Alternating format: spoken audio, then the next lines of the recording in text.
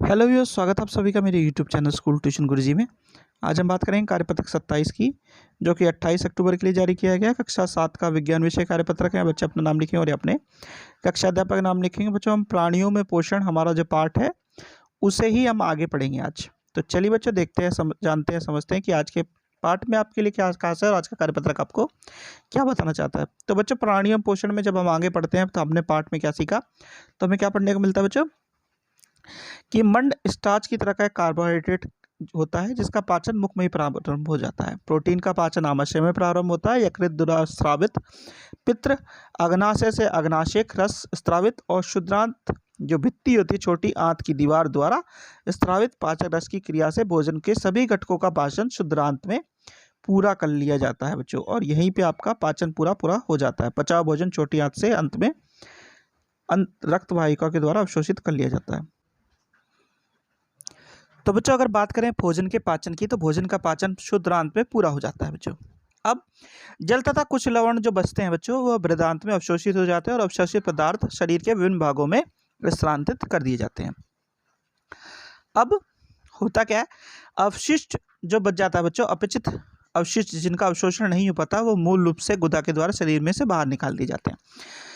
एक कुछ खास तरह के जानवर होते हैं बच्चों, जैसे कि गाय, भैंस, हिरण, ये घास खाने वाले रुमंथी या रूमिनेंट कहलाते हैं। ये पत्तियों का अंतर्ग्रहण तीव्रता से करते हैं, निगल लेते हैं तथा रूमन में भंडारण कर लेते हैं, और कुछ अंतराल बाद इनमें भोजन में पुनः मुख में लाया जाता है और इन्हें पशु चबाते हैं बच्चों। फिर है एक बात करते हैं अमीबा की। भोजन जो अमीबा है, भोजन का अंतर्ग्रहण पदाम या सूडोपोडियो की सहायता से करता है। इसका पाचन खाद्य धानी में होता है बच्चों।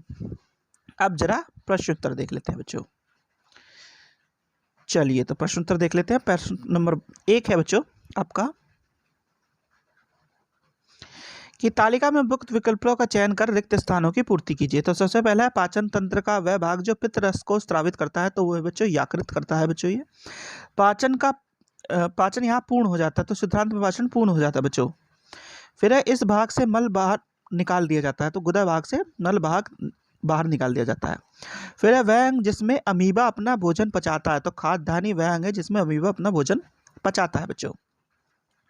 अब जरा प्रश्न नंबर 2 देखते हैं। प्रश्न नंबर 2 क्या कहता है बच्चों? प्रश्न नंबर 2 आपका कहता है कि सत्य और असत्य कथन का पर निशान लगाइए। तो पहला है स्टार्च का पाचन आमाशय में शुरू होता है, तो बच्चों ये कथन गलत है, ये मुख में ही हो जाता है बच्चों। फिर है घास खाने वाले जंतु जैसे गाय, भैंस और हिरण जुगाली करने वाले कहलाते हैं, रुमंती कहलाते हैं बच्चों। ये सत्य है, ये टी लिखा जाएगा, ट्रू होगा। फिर है अमीबा में कृत्रिम पत्र को सूडोपोडिया के रूप में जाना जाता है, तो बच्चों ये भी सत्य है। फिर है अग्नाशय पित्तरस का स्रावित करता है, तो अग्नाशय पित्तरस का नहीं बच्चों, पित्तरस यकृत करता है और अग्नाशय अग्नाशय के रस का स्रावित करता है, तो बच्चों ये गलत हो गया बच्चों यहाँ पे।